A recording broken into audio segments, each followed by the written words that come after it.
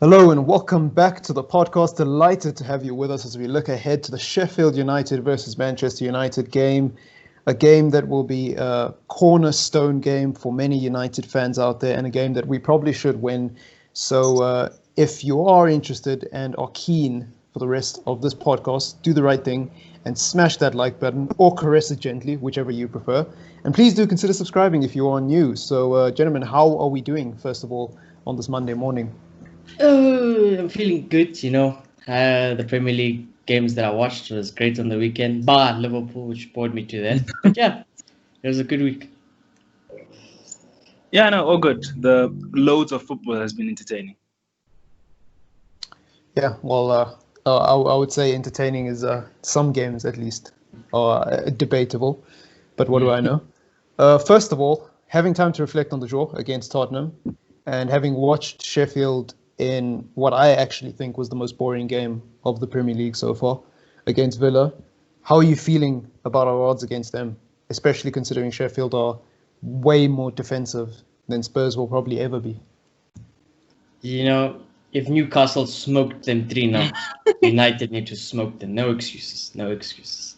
Absolutely no excuses. And they're not even going to have a Dean Anderson in goal, so no excuses. Wait, what's up with Dean Anderson? He's contract tied. That's eggs. Like if you don't look at the past few performances, yeah, they have been quite crap, and one can say that's an opportunity for United, but one can also say they've been quite hard done because they scored against Villa, but GLT decided after 9 years it's gonna fail for the first time. Against against Newcastle, they were doing okay defensively until John Egan got a red card. Then yeah, they did fall apart. But you can also say they have been a bit lackluster going forward. Their intensity hasn't been the same as it was last season. So I think like I said against Spurs, and I'll say it again here, I think we do have the considerable talent to win this game. I think the question is how Ole Gunnar Solskjaer use it, and how will the midfield look? I think that's the big question for us. If you want to talk about pre-COVID, we already know what happened against Sheffield. Embarrassing performance by United. They couldn't even close out a game that they had actually come back in. So, they put 3 past us last time. But based on what happened against Villa, I think we should beat them. I think they'll play very defensively. I think they'll play a lot like Spurs, maybe even better because they're used to the system. They play 5 at the back. They'll have wing backs. But I just don't think they're the same as they were before the lockdown. Yeah, I know. That's what I'm saying. I think we'll beat them. I think they'll be worse than Spurs, actually. I don't think they'll be better than Spurs. I watched them against Villa and they were atrocious. They were horrible. All they did was kick the ball diagonally across and lose it and sit and defend for another 10 minutes. And then kick it forward and lose it. And then sit and defend for another 10 minutes because the strikers were too tired to chase. Yeah, and then they had a quick game this weekend against Newcastle and they lost 3-0 to Newcastle. Yeah, I think, look, whatever your opinions are on Sheffield United, I don't disrespect Sheffield United. Because of what happened against Ole Gunnar Solskjaer when everyone got a big hit towards the last 5 minutes. And football's a game of 90 minutes and you got to wait until the very end, except when you're 3-0 down against Newcastle, then, that falls away. But I don't know. With regards to the VAR decision against Villa, look, if Sheffield had got that goal, I still think they didn't really deserve to win that match, firstly. And secondly, because of the new social distancing rules, the ball has to be 2 meters across the line. Oh my gosh. In order for it to count as a goal. So, it's just the rules. The sad part is how they play, though. They played very defensively, counter, take one opportunity, and their asset is making sure that the other team doesn't score. It's stupid because they basically relied on a set piece that entire game, and that set piece should have never gone in because there was no Sheffield players there. That Villa defender on the back post should have had that. Or at the very least, the keeper should have had that, but he slipped into the goal, which is going to happen from time to time. The defender at the back post should have had that. So I know Sheffield will feel like they were outdone by VAR and goal line technology, but seriously, you didn't deserve to score there. Bar the set piece, what did you do that entire game? Or nothing. All you did was play drop back on one depth and let Villa play. And even Villa were terrible, but Villa were the more entertaining side. Every time Villa went to the other side of the field, I was cheering them on, not because I like Villa, but because they were playing the better football. And I just think with Sheffield, let's move away from their tactics. Let's talk about the fact that their number 9 couldn't chase down the ball. Let's talk about the fact that they couldn't. They just were too tired to be in that game. Yeah. Sheffield are not a team that are used to playing so many games straight after the bat. And this game should just be job done for United. It should be. I haven't watched every single game. I haven't watched every single game of the Premier League. I've only watched a handful of games in the Premier League because I really can't be asked to be watching Watford and Leicester or all these other games that I wouldn't have watched otherwise. But I think I can confidently say that the fitness levels of Sheffield must be one of the lowest in the league at the moment. You want to talk about how boring the Liverpool and Everton game was. The Sheffield and Villa game was atrocious, fam.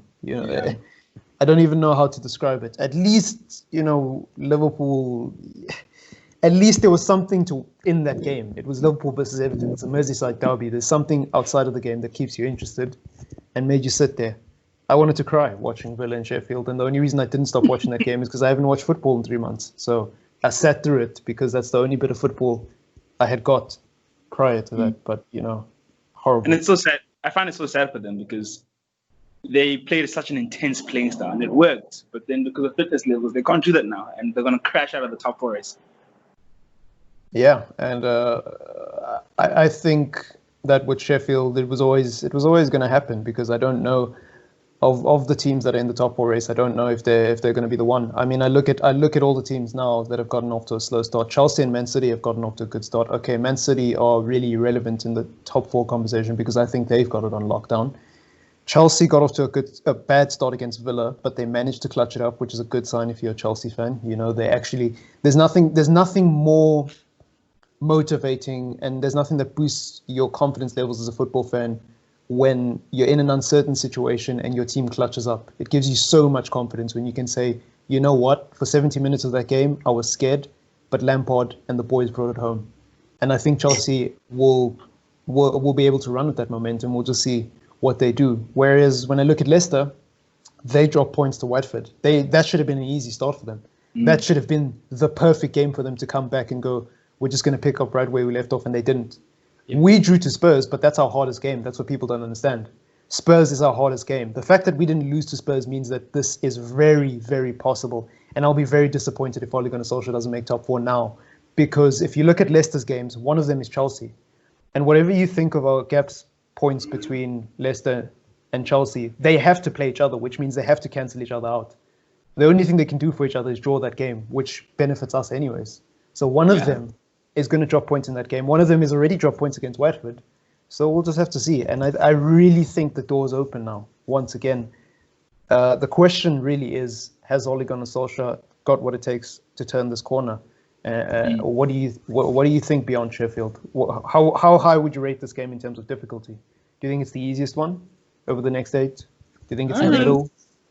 I think generally I wouldn't say this would be our easiest one, but at the moment, I think it's one of the easiest ones because, with the way Sheffield has started and now they are going to be playing, this is going to be their 3rd game back after the break in quick succession. I think there's no excuses. And I think it's also, it's up to the players also to get over the road, Martial to come back quicker, Rashford to be quicker, the players to polish it up a bit more and Ole to get his tactics right and not do anything too drastic and make that being the reason why we didn't win the game or didn't get any points.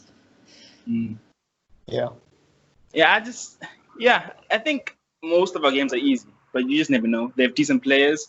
Chris Wilder's a good manager, so we shouldn't take it lightly, even though they've been playing the way they've been playing. But I do think if we do everything right, if we do our part right, we should win this game. And I've seen Ole Gunnar Solskjaer bottle games he shouldn't bottle in the past. So I just hope we don't have that theme in the next few games. Yeah, look, I'm going to sound like a hypocrite now because I sat here after the Spurs game before the Spurs game telling people that I don't trust this team and they haven't gained my trust yet. And I still, under normal circumstances, would not trust this team until the very end of the season.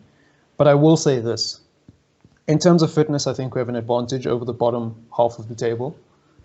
In terms of personnel and talent, I think we have an advantage over the bottom half of the table. I think all our players are at least fit enough to start and then come off, or fit enough to come off the bench and make a difference. I think what Pogba was able to do. I don't expect him to do every game because I know Paul Pogba and I've watched Paul Pogba for a long time, and he doesn't win us penalties every time he comes onto the field. So I hope this is not a situation where if Pogba plays badly, we won't be able to unlock Sheffield United, or if Pogba doesn't do this, we suck again, or if Pogba doesn't, I hope it doesn't become that. But I will say this, I am very confident over the next 8 games, especially after that Spurs game, because I expected a draw in that Spurs game, and I knew that if we could just get through that game without losing, and we could get a better read on where everybody else is in the table, and it looks pretty crap right now, in terms of fitness, we'd be in an advantage. And it's just about whether or not we can run away with that. Any other circumstances, I'd be like, yeah, you know what? Ooh, I don't know. Sheffield, these are the types of games Ollie loses. But now, what excuse have you got now? Like, there is no excuses. Like, this is not the same Sheffield. This is not the same Burnley. It's not the same. I know we're not playing Burnley, but I'm just making an example of lower table teams. I forgot what the rest of our 8 games are.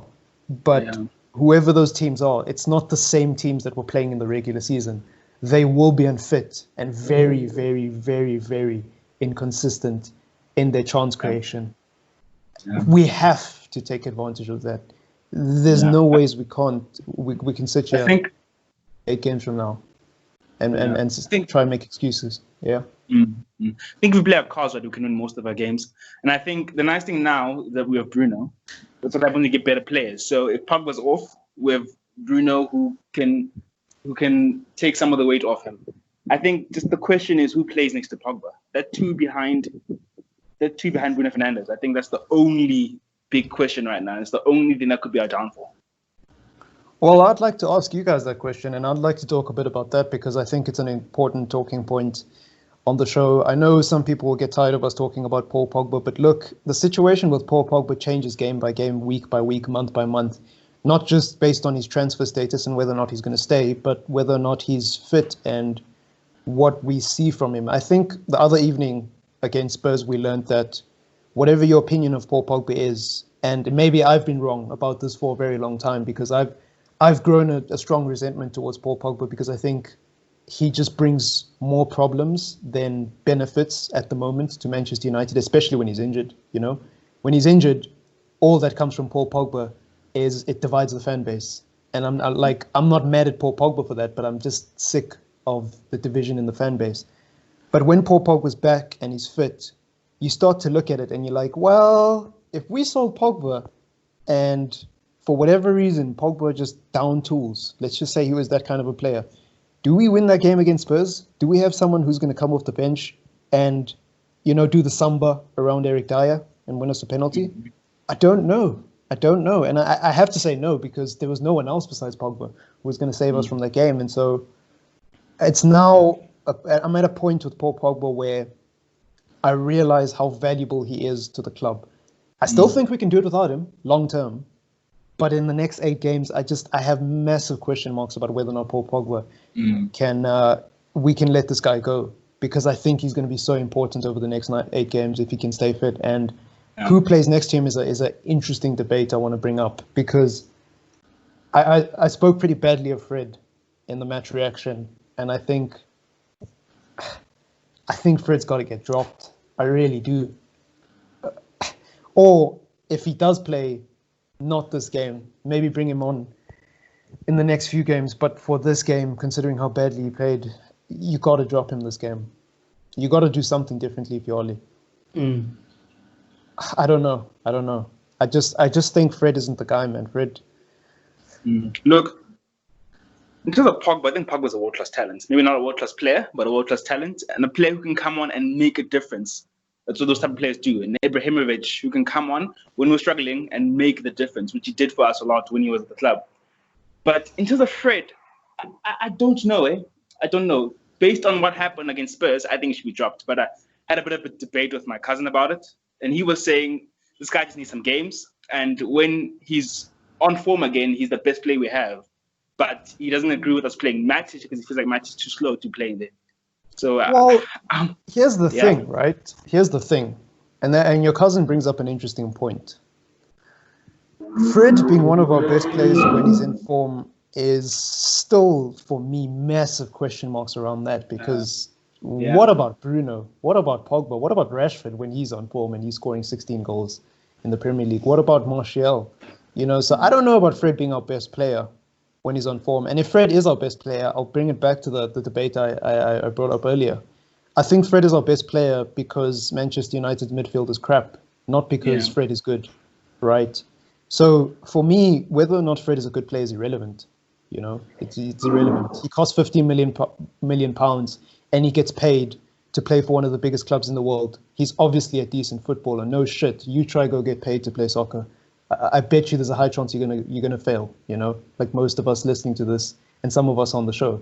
So I'm not trying to disrespect Fred. He's obviously a good footballer, but we don't have a few games to get him into form. We don't have that luxury right now, and that's where I get annoyed with this whole give it time or this patient attitude where we're dilly-dallying around players. We can't do that now. We've got to do what's best for now to get Champions League football because so much relies on it. I mean, we haven't even talked about in a while about how Sancho relies on it and how big of a part Sancho coming to United is going to depend on us making top four. So much relies on the next 8 games. And to play Fred because he's good on his day is just another silly argument for me. Again, it's a silly argument. With Pogba, at least I saw him. I saw him play. I saw him do well against Spurs. So now I know he's in form. But if Pogba had not come on against Spurs, I would still have question marks about Pogba because if you came to me with that argument, he's world class on his day, I'd be like, yeah, but is his day going to be when we need him? And it was when we needed him. So play him. He's proven me wrong. Play him. But we can't wait until Fred has his day. And that's, I don't know. I don't know about Matt either. We need someone to do a job in that position, and it's definitely not Fred right now, because Fred is not that good defensively. We have Pogba, we have Bruno, who clearly can do the attacking side. We need someone to protect that back four.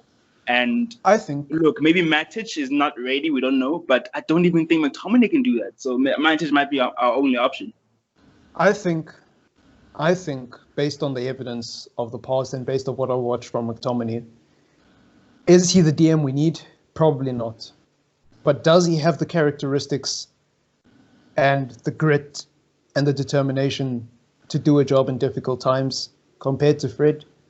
Fuck yes. I saw McTominay score a goal. Yeah, okay, Edison made a mistake. But the point is McTominay was sharp, he was alert, and he was able to put it in the back of the net after being injured for such a long time. And that was one of his first games back. Against Everton, he came on and did a job. When you compare McTominay and Fred is the type of player who needs 5 or 10 games to get into form. McTominay is the kind of player who, for the most part, is a very hot and cold player. But when he's hot, we need him. And I think if I have to take a gamble on McTominay and Fred, I'd rather take a gamble on McTominay because I know McTominay doesn't need 5 games to get back into his form and be good on his day. I think McTominay just needs the right person next to him, and he can pull it off. I think if Pogba plays next to him and he doesn't have as much attacking responsibility, he can sit back and do a job better than Fred can. Will he do it as good as Matic? Probably not, but the pace will make up for it, because if we play Matic, we're going to lose so much against Sheffield United. It might be a boring chess match.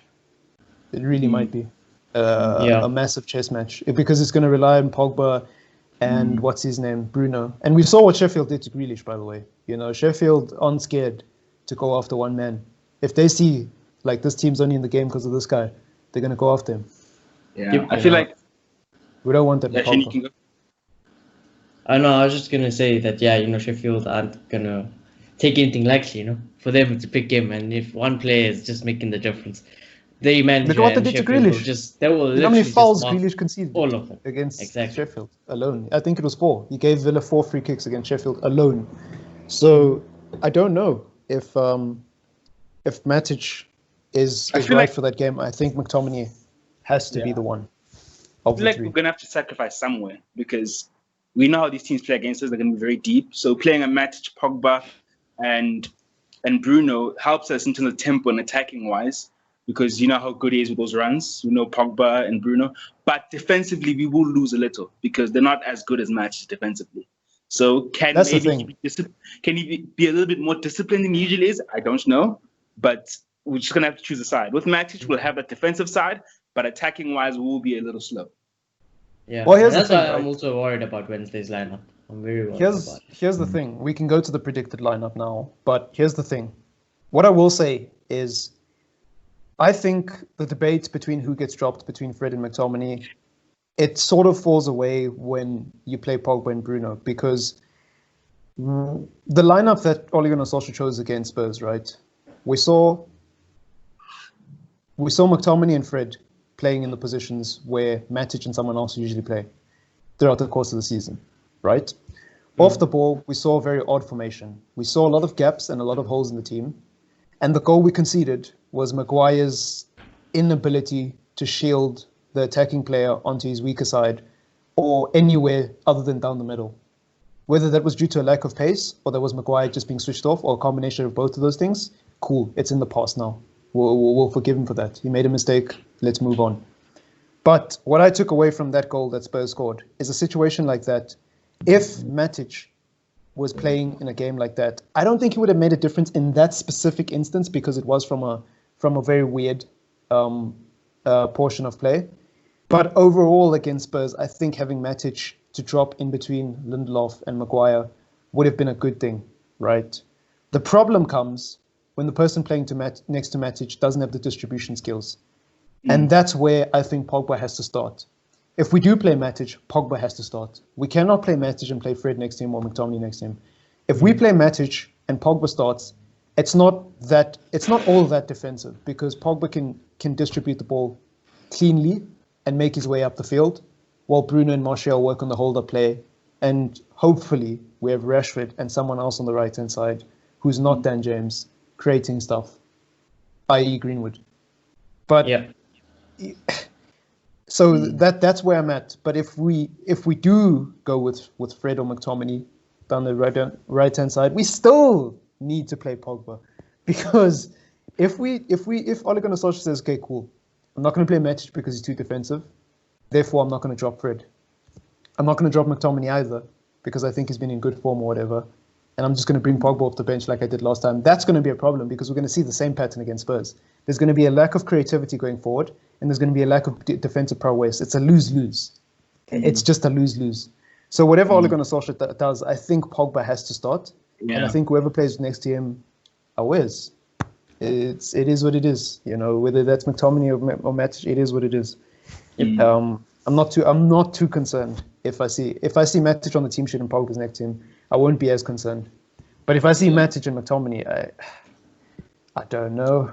That's too. There's the argument that when we're playing Matic, Bruno and Pogba, we don't really need to play on the counter. And I know maybe that's risky because they've been playing like that. But like, I think there we have three players who can easily hold the ball.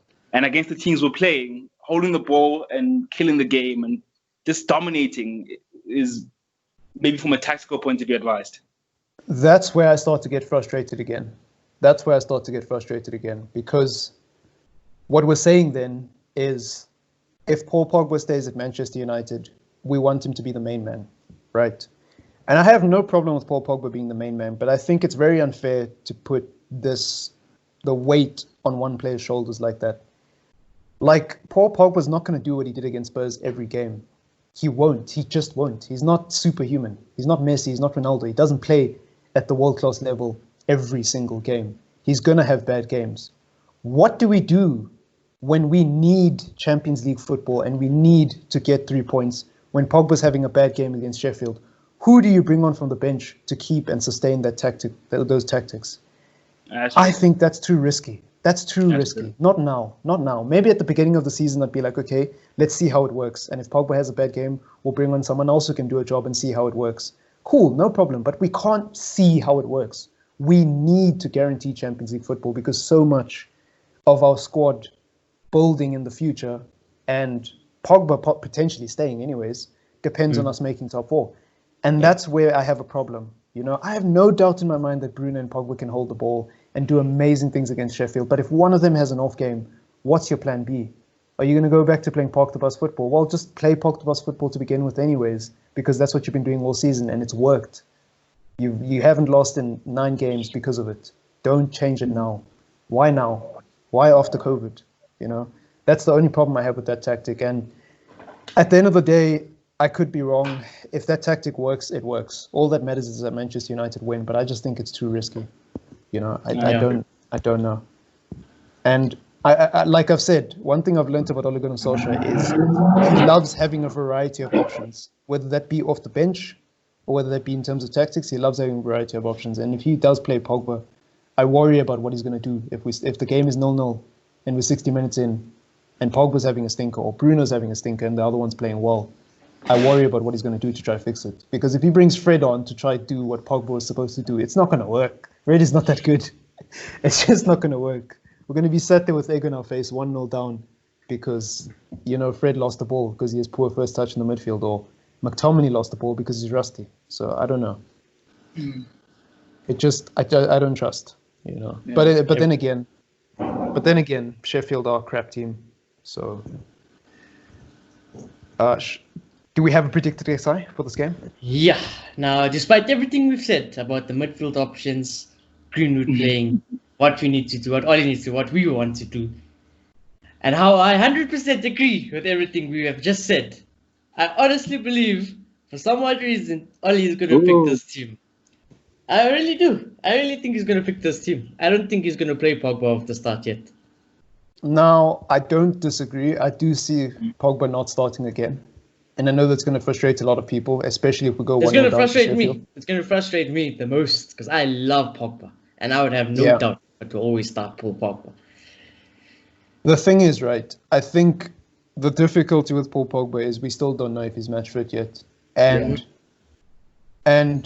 if we're going to play Paul Pogba at the start of the game, then, like Malota said, we know we're going to hold the ball. Like, Pogba and Bruno are not going to play on the counter. The thing is about playing on the counter is you're essentially waiting for Sheffield United to attack so that you can get the ball from them and run the other way. That's not really going to happen because Sheffield United don't attack. They're going to keep booting the ball up the field. So the onus is going to be on Manchester United. Yeah, we've seen this movie play out before. We've seen it against teams like Wolves. Manchester United are going to have the majority of the ball, and therefore we are going to be the team that's going to have to do things on transition. Now, that's a good thing if Pogba does play, but at the same time, I'm not too fussed about him. I want him to start, but at the same time, I can see the vision why he's not starting. Because if Pogba goes down in this game, that's a big yikes. And I just look at the way they played against Villa, and the way they man-marked Grealish, or the way they clipped Grealish every time he had a chance to go through. I don't want to see Paul Pogba, you know, getting into challenges. I don't know. Maybe that's just me. But and I think Ollie doesn't want that also now. I think also when he came out in that first day of the interview and saying, listen, I don't want to start Paul yet. Paul is very eager to go, whatever, but I don't want to, to risk it. We need to look after him. I was like, yeah, okay. So clearly he's got something in his head that we don't know yet. And he doesn't want to make that same mistake. I don't mind Pogba coming off the bench because I'll tell you what that does. 100% Paul Pogba, who has sat on the bench, has read the game, has seen the gaps, has looked at what Fred has done wrong, has looked at what Matic has done wrong, and has said, okay, when I go on, I'm going to do this differently because I'm an intelligent footballer who's won a World Cup and I can see what Fred is not doing right. Sheffield are tired. Sheffield are in the 70th minute. Sheffield are playing for a draw. Bruno's getting frustrated and he needs help. Pogba comes on.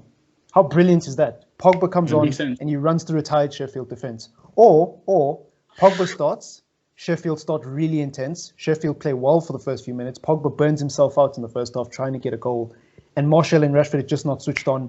And there you go. You've wasted your Pogba card because the people around him aren't playing that well. You've started Dan James as well, which makes no sense. And instead of passing it back to Pogba, he's gone and put it in row Z.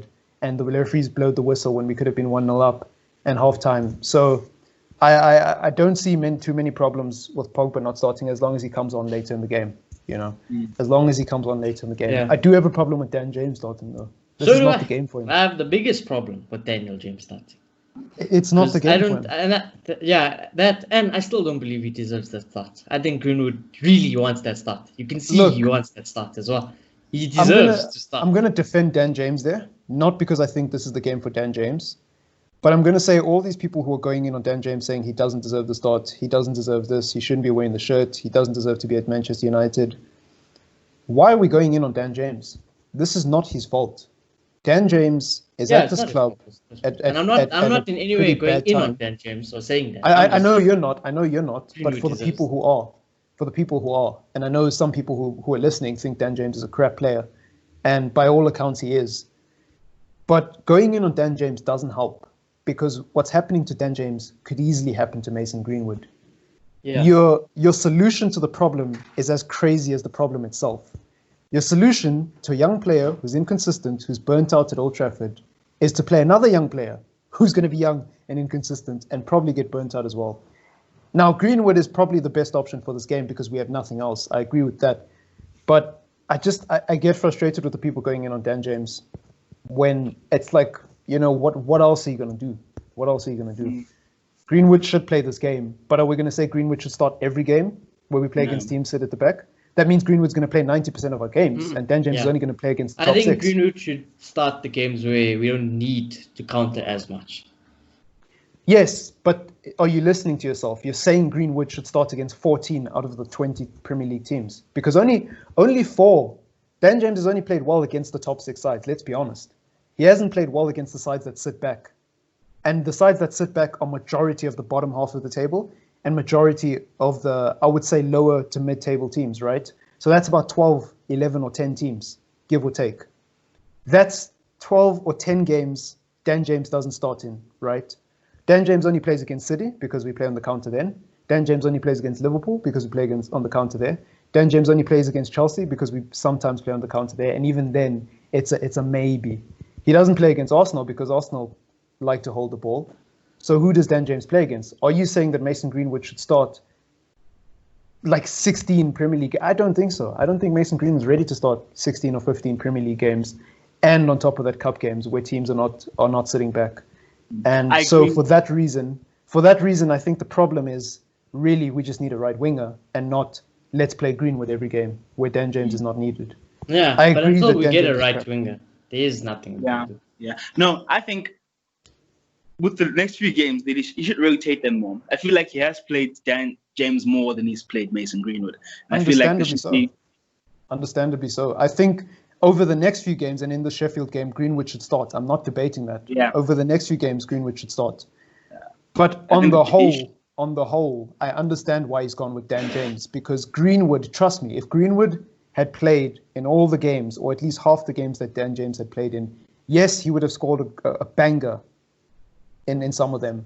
But I guarantee you, for most of them, he would have been inconsistent, because I've watched Greenwood start for Manchester United. When he comes off the bench, brilliant, amazing. Mason Gunwood, fam, you know the rest. But when he starts, I watched him in that Everton game, he's crap. He's proper dog crap. And I don't want to see another young player go down the drain just to facilitate it. It doesn't make sense. Your solution is as broken as the problem. And I think that the solution to this whole problem is just get a right winger and play Mason Greenwood down the middle like he's supposed to. And Mason Greenwood comes on for Martial or Igalo or whatever the plan is there. And he can play on the right wing occasionally when we need him in games. So let's say Sancho gets injured or Sancho is just having a bad game. And it's not a game for Dan James. Bring Greenwood on. That makes sense. But the solution to this problem is not starting Greenwood all the time. That's true. I don't think that's though, the right way of thinking. Going forward, it's just 8 games. He should rotate them more. In a game where we need him, he must play, like the game against Sheffield. In the next 8 games, I've got no problems with Greenwood starting, because in the immediate future, Greenwood has more to offer than Dan James. He's got more skill. Definitely. He's got he knows where the goal is. He knows how to get the ball to the goal. He knows how to trouble the goalkeeper. And he doesn't need that many opportunities. Just like Martial, he's got an impeccable conversion rate from chances to shots on goals. So I've got no problems with Mason Greenwood starting over the next few games. It's long-term where I have a problem. No, yeah, long-term. No, I don't think I have a anyone. problem. I think if you're a United fan thinking long-term to start Greenwood is. But that's how United fans. That's how some United fans are. Some United fans are going in on Dan James and saying Dan James should get sold or Dan James should leave the club. And it's like, whoa, hang on. Dan James should leave the club. What? When did we go from this guy's a £15 million player from Swansea who's going to play on the bench sometimes and has a bright future to he's crap and he should leave our club? Relax. The kid still has a lot of potential. It's not his fault that he's playing crap like this, because he's been burnt out by a manager who's just playing for his job and doesn't have anyone better in that position. Some United fans, that's why I said I'm not specifically talking to you. I know there's people listening out there who think this guy is just, a pace merchant, including myself. But we need to be patient with young players, and we need to treat them differently. Same argument goes for McTominay. Same argument goes for Brandon Williams and all the other young players in our team. Like people treat Greenwood like he's, like he's a god, like he makes no mistakes. I can understand where they're coming from, though, and I'm not saying I agree with it, but you can see that he has way more talent and much more intelligence at this age than James does. The funny thing is the same people would flip flop as soon as Greenwood has a bad game. If Greenwood was in the position that Dan James is in now, which he would be if he played every game, even when he was injured, people would turn on him so quickly. I mean, if you want a good example of how flip floppy our fan base is, look at Marcus Rashford. People called Marcus Rashford trashford and crap and just straight out dog shit until this season. That just shows how fragile and how I would say hypocritical this man through the middle. No, not even through the middle. I mean, in general, Marcus Rashford is a player. I mean, in general, I'm not talking about this season, right? This season, the people who are criticizing Marcus Rashford as a striker, I've got no problem with those people. Marcus Rashford as a striker is not good. The people who are criticizing Marcus Rashford as a player because they don't have a football brain and they don't understand that he's playing out of position, and the people who criticize Marcus Rashford before and now all of a sudden think he's one of the best players in Europe, all of a sudden, just because he had a few good games on the wing. Those are the people I'm concerned with, because those are the same people who hyped up Dan James when he scored a worldie in his first game and then turned their back on him because he played bad against Spurs after 3 months of lockdown and no training. And when there's no really better options. Those are the people I'm talking to. I'm not fussed about the people who genuinely have well thought out opinions and have said, look, Marcus Rashford has these talents, but he needs to work on these talents. And down the middle, he's not the guy. I got no problem with that. So I do that every week with Marcus Rashford. I got no problems with those people. But there's some United fans who are just such flip-flops. They did the same thing with Fred. They called Fred crap for so long. And then all of a sudden, when he starts playing well, and then those of us who said this guy just needs games, we're looking at them like, tell us more. Tell us how good of a player he is. Tell us how he can do a job. We'll wait. It's the same thing, bro. You see it in all positions. I feel like with Fred, it wasn't as clear. It wasn't as clear with Fred, but I think Fred is a good example. Okay, you want a good example? Luke Shaw. There's still people who think Luke Shaw's crap up to this day just because they don't like him. And some people understand that Luke Shaw gets injured a lot, so he's not going to be consistent, and therefore they write him off. Not because, some people write off Luke Shaw not because they think he's a crap player, but because of his injury record. And that's understandable. I've got no problems with those people. But some people write Luke Shaw off even when he's playing well just because they don't like him. And it's like, people like that. Even with the injury record, it's so unfortunate because Luke Shaw has been so fit this whole season. He's looked after himself. Yeah, but, my stance with people who spend more time in the recovery room than on the field is always the same, If there's a better option out there who maybe might not be as good, but it's just he's a little bit more consistent and he stays on the field, I would rather take him. But that's just my opinion. But yeah, now that rant is over, I got no problems. I think into the midfield, I think if Pogba doesn't start, I don't know about Fred. I think Fred. Yeah, I don't know about Fred. Makes sense, but after what I saw against Spurs, I don't know if he's ready. So I think maybe McTominay there. He can do a job, and Matip can do a job defensively. And Lindelof as well, I'm not sure. I'd rather see Bailly start, to be honest.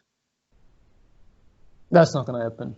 Yeah. I won't say I'd rather see Bailly start because I don't trust Eric Bailly. Not because I don't think Eric Bailly is good enough. I don't trust him because I think he's just going to be injured within the first 45 minutes. But the reason why I say that's not going to happen is because Ole Gunnar Solskjaer has picked who he likes in this team. We know who's going to start before the team news even comes out if they're fit with Ole Gunnar Solskjaer, especially in that back four.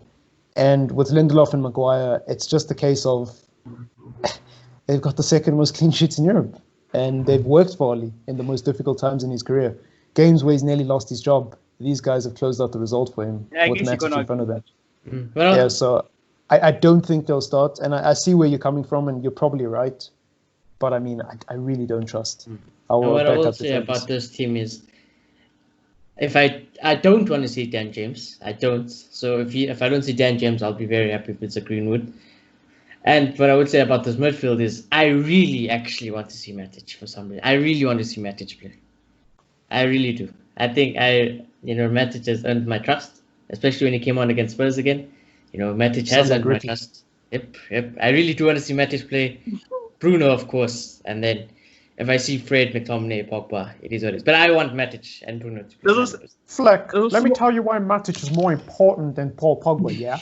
Let me tell you why Matic is more important than Paul Pogba. Look, Ricky made some good points in that fan cam. I don't think Matic is more important than Paul Pogba because I don't look at football teams that way. I think every piece of the puzzle is just as important as the next. Yeah. But I can see why Ricky said Matic is important. I really can. As crazy as that sounds. When we played Spurs, I could see again why Matic was important. Yeah, and when Matic has been on form and consistent, that is exactly why he's important. It comes down to it again. You can say whatever you want to say about our squad depth, and you may not like Matic, but Matic is the only specialist CDM we have.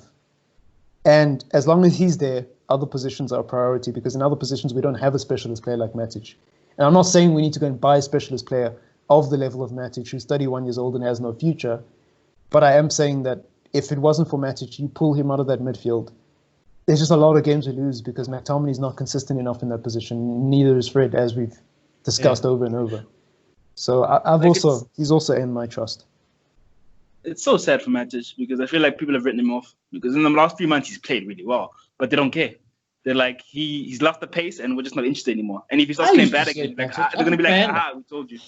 I used to slate and go on Matic every week until he started performing and showing me otherwise. Yeah, well, can I be honest? I feel like most people aren't giving him the praise he's been playing the last few weeks, or the last few months rather. Yeah, and I don't know where I stand on Matic entirely, but can I be honest and say that I've also written him off. Like, the only reason Matic has earned my trust and I think Matic should start is because he's the only specialist CDM in our team. Make no mistake, I do not think Matic is a future at United. I do not think we should have bought Matic in the first place. I think Matic is a terrible times 5 multiplied by infinity to the power of pi. Terrible CDM for Manchester United going forward in our future. I don't care how well he's played in the last few games. My opinion of Matic long-term will not change. He's old. He has no pace. He's done. He needs to move on. Maybe at United, but I feel like he's still a good player. And people don't want to recognize. In a slower league, he's a fantastic player, but that's irrelevant to me. At United, I think he's done. And I think the only reason he's earned my trust and the only reason why I like him starting and I like seeing him on the team sheet is because he's all we have in that position. He's all we have. If we had a right winger who was a specialist right winger and could do the odd job here and there and create the odd chance for Martial and Rashford and had maybe not the best talent, but had the footballing IQ in the same way that Matic has the IQ in the middle of the park and is able to calm things down. Even though he's not that quick, even though he's not that agile, he has the experience and the knowledge to make better decisions than Fred and McTominay. If we had that in the right wing position, I would say whoever that guy should start over Dan James, and he's earned my trust, and I'll do that with all other positions if needs be. And so it's the same with Matic, but I don't think he has a future, and that's why most people have written him off, because most people understand that saying Matic has played well in the last few games and saying that Matic is our best player, it means nothing. He's our best player, but with whom? You're comparing him to McTominay and Fred, because by most accounts, those players are crap as well. So you have to be careful when you hype up. But I feel like in terms of how he's played, he hasn't done much wrong in the last few months. So not just comparing him to the players United, in general, in terms of a CDM, a number 6, he's played really well, in my opinion. I disagree. I watched Matic give the ball away countless times against Chelsea where we could have been punished if they had a decent striker. Remember, Shoni, I was telling Shoni how I saw Matic pass it to Batshuayi, and Batshuayi was too crap to punish us. Yeah, he does just give away. Yeah, he had an off game, but I feel like overall it's not just that game. It's not just an off game. Every game I've watched Matic do something questionable, and I disagree with the notion that he's one of the better CDMs in the Premier League. I disagree completely. He may be one of the better CDM players at United, but I disagree completely that he's one of the better CDMs in the league because I've watched him make so many mistakes. And I know you like Matic, so it's hard to convince you otherwise. But I'm not speaking out my arse. I have watched Matic give the ball to countless opposition players. Even against Everton, I watched them give the ball away, and we just weren't punished because those teams didn't have the creativity or the alertness to act quickly enough. And that's not Matic's fault because he doesn't have the proper support around him, as we've established. That's not completely Matic's fault, but this, I don't know. I don't know about him being one of the better CDMs, at least not in the top 6, maybe in the Premier League as a whole. Because, I mean, if you're comparing him to a CDM at Watford and Southampton, obviously, he's better. But if you're comparing him to the CDMs at Man City and Liverpool and maybe Chelsea, how much? Yeah, he's not bad. He's not better than Rodri and Fernandinho or what's his name, and Fabinho, but I think he's one of the better CDMs in the Premier League. And I think a manager like Jose Mourinho would take him with open arms. Yeah, because Jose Mourinho likes Eric Dyer, who cost him a penalty. Eric Dyer, who's a fridge that has cement slabs packed inside the middle. I don't care who Jose Mourinho prefers because Jose Mourinho has shown that he likes. I know he cost him a penalty, but Eric Dyer played really well in that game. He did. Really well. He did play really, really well because the game suited him. They were playing park the bus football. They had the biggest bus you could find manufactured in Britain. In North London. Manufactured in North London, pardon me. The biggest bus you can find parked in front of them. And they were playing against a team that's synonymous for struggling with creativity. So look, we can go back and forth about how good these CDMs are, but the point is, Matic has played well in circumstances that favor him because there was nothing better. Eric Dyer has played well in circumstances that have favored him because the other team wasn't good enough. Eric Dyer won't have a good game against the Man Cities of this world. Eric Dyer won't have a good game against teams that can actually just run circles around him because they have that extra bit of pace. Eric Dyer will have good games against people like Fred because people like Fred don't have the creativity and the dribbling prowess to get past him. You know, so... But then Eric Dyer against Paul Pogba, disaster. Eric Dyer against Paul Pogba, disaster. Eric Dyer against anyone with a bit of pace and anyone with a bit of net sharpness, disaster. You know, most Tottenham fans hate Eric Dyer for the same reasons most Manchester United fans hate Matic. They're slow and they're past it. They have the experience, which is great, but they do not have the talent to keep up with most of the modern young players. And that's why Matic has been such a revelation for United. It's not because he's amazing. That's how important experience is sometimes, you know. I could go on and on and on, but if you think about all the good things that Matic has done, even the balls he's played from deep, people talk about Matic's ability to hold the ball and distribute it, right? That's not all talent and skill. That's not all talent, sorry. That's a skill that you can learn over time. When you're 31 years old and you've won a Premier League title, you should know how to distribute the ball. You should have the football IQ to say, okay, there's no passes around me. Let me boot it over and give it to the guy who's yelling for it across the field. It's not rocket science, right? That's but it's not an asset as a CDM. Yes, no. It's a big asset. It's a big asset. And that's why Matic and Eric Dyer are so good in certain games, because they have the experience that the younger players in those teams don't have. But there's so many other CDMs out there who have a bit of both, or have the talent but are on the cusp of getting the necessary experience they need to become like a Matic and more because they have the pace, right? And that's where I'm concerned about Matic. He has all this experience, but experience can only get you so far, you know? Experience might not win us the game against Sheffield.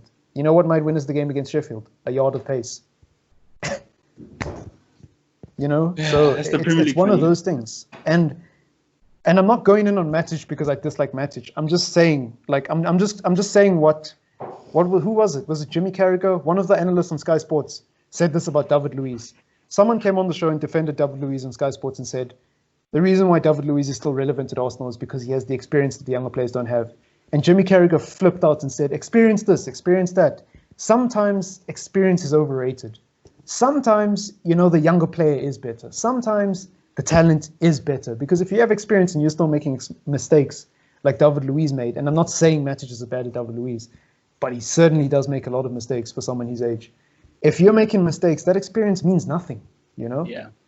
It means nothing. And that's the problem with people like Matic. But, you know, I think, what else do we have? I think the best thing, though, is trying to find a balance. I don't know if getting rid of all your experience just to make space for pace is a good idea. Because you're going to need that experience to nurture the young talent. Definitely not. I'll give Matic this.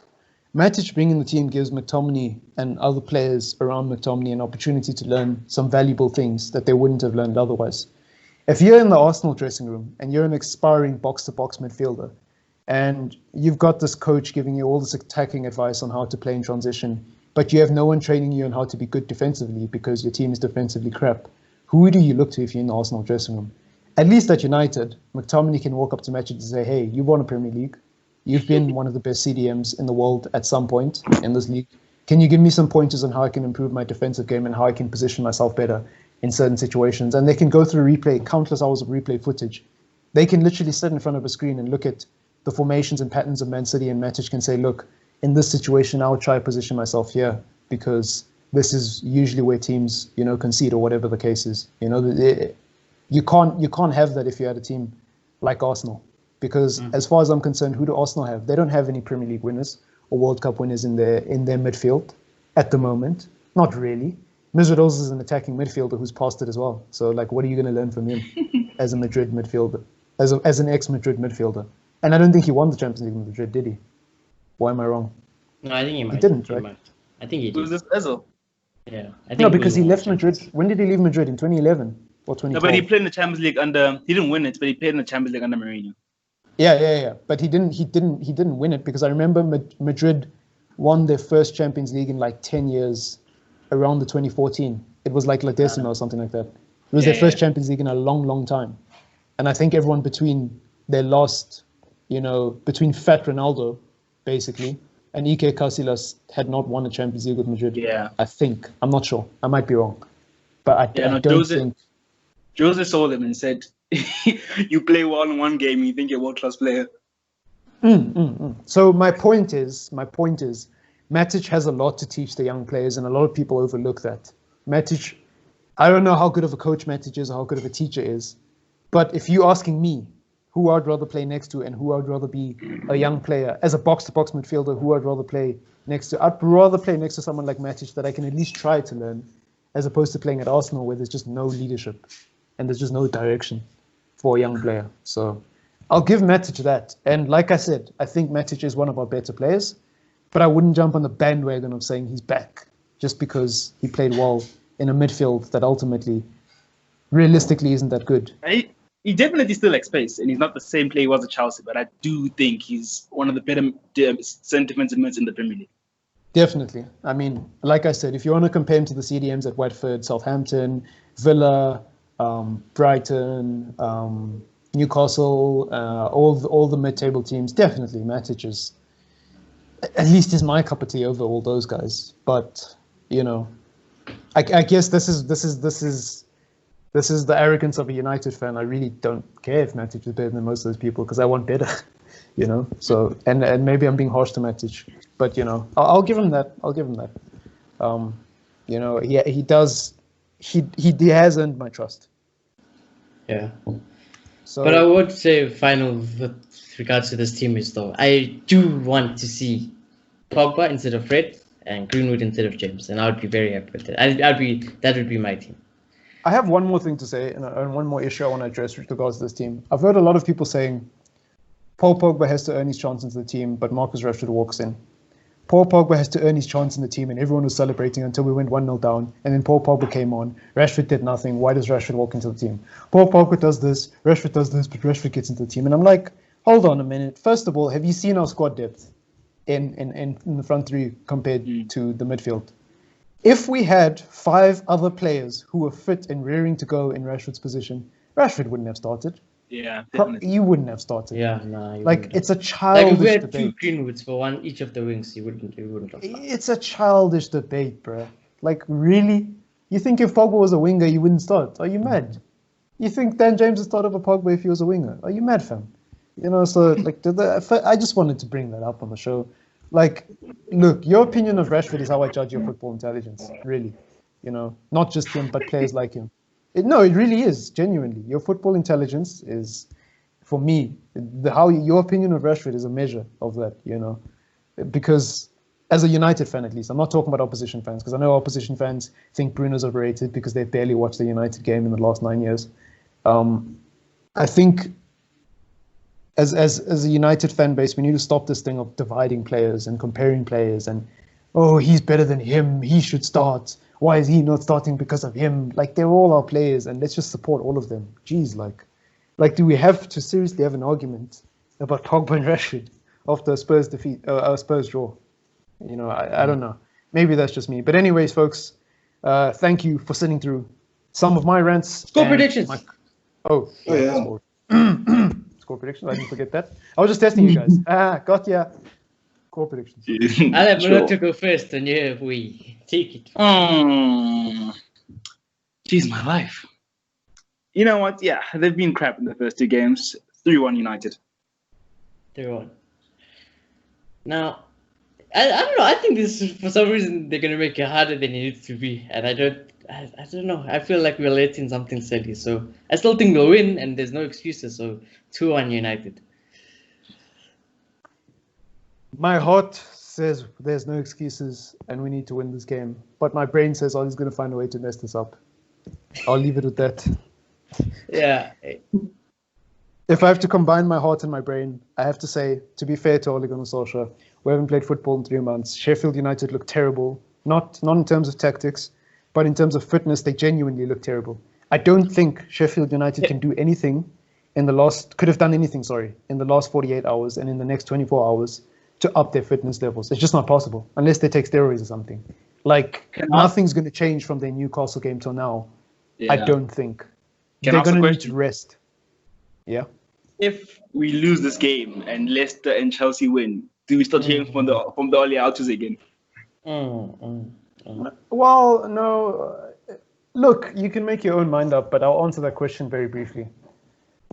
I think that Ole Gunnar Solskjaer has what it takes to put this team in a better place than the next manager.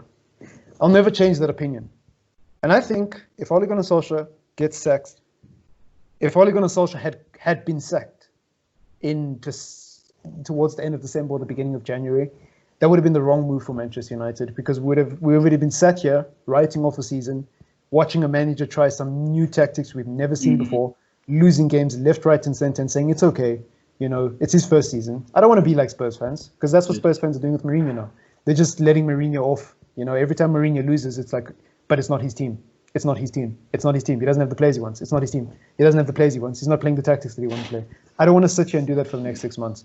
So, look, I think if Ole Gunnar Solskjaer was to get sacked now, it would be unfair because of the uncertain times. I think let's just wait and see. If he loses to Sheffield, I don't care. If he goes and loses 4-5 games, I will be upset. But ultimately, for me, the decider, and as I said before the season kicked off, is the Europa League and the FA Cup. If Ole Gunnar Solskjaer screws up the league and loses 5 out of the next 8 games or 4 out of the next 8 games, and then still doesn't clutch up the Europa League, then we've got to have a serious conversation about this guy. That's where I'm at, and I don't think my opinion will change too much. But you never know. I might be sat here after Sheffield, banging my table, telling the world how Ole Gunnar Solskjaer deserves to get sacked, like I did against Burnley. You know, I genuinely wanted Ole Gunnar Solskjaer to get sacked when we lost 2-0 to Burnley. Yeah, and my opinion I wasn't joking. Well, that was not my an opinion emotion. won't change until something. I genuinely thought he wasn't the guy, and then he picked it up. So we'll see. Yeah, we'll see. That's my answer. My opinion still hasn't changed. You give me Poch tomorrow, goodbye, Oli. I think we'll start hearing from them, but in my opinion, I think it is down to the Europa League and the league. I really don't care about the FA Cup, to be honest. I do, because I think the FA Cup is a sign of. It can be a sign of consistency and progress. I don't care about the FA Cup in terms of, do I think if Ole Gunnar Solskjaer wins the FA Cup, he deserves to stay? No, it's irrelevant in the grander scheme of things. But the reason why I care about the FA Cup is because it's a trophy, and it's a string of games where I get to learn more about Manchester United. Yeah, true. But on the grander scheme of things, I don't care about it. Yeah, obviously, that's what I just said. In the grander scheme of things, it doesn't mean anything. In terms of Ole Gunnar Solskjaer staying or leaving, it doesn't mean anything. But to me as a United fan, it means a lot, especially if we come up against good teams. If we win an FA Cup final against Watford, for argument's sake, that means nothing. If we win an FA Cup final against a team like Liverpool, even though they're out of the FA Cup, I'm just making an example, relax, put your willies back in your pants. If we win an FA Cup final against a team like Liverpool, that means a lot to me as a United fan, because that's another result where I saw Ole Gunnar Solskjaer get one up on one of the great managers in the Premier League, right? So there's context to everything, and I think there's an opportunity to learn from every game in football. I don't see why you just write things off and say, oh, if he doesn't do this, I think he deserves to get the sack. Forget about how well he played against this team in a separate competition when they played the strongest side. Let's just focus on this one bad result and say he deserves to get sacked. I think that's childish. I don't want to think make that's I don't want to make the show too long, but I was going to say I don't like it when the new managers are doing this, like with Klopp. And he just writes off the FA Cup when he has such an insane team and the depth to go and do a treble or something. And I was just like, nah, I don't agree with that. Yeah, Actually, the main Yeah. priority at Liverpool is the Premier League, which you can understand. Yeah, because they're a crap team that can't win a Premier League to save their life until now. So Yeah, it's unfortunate. They're going to win their first Premier League in 31 years, and they're going to brag about it in an empty stadium, potentially away from home because they bottled it against Everton. Goodbye.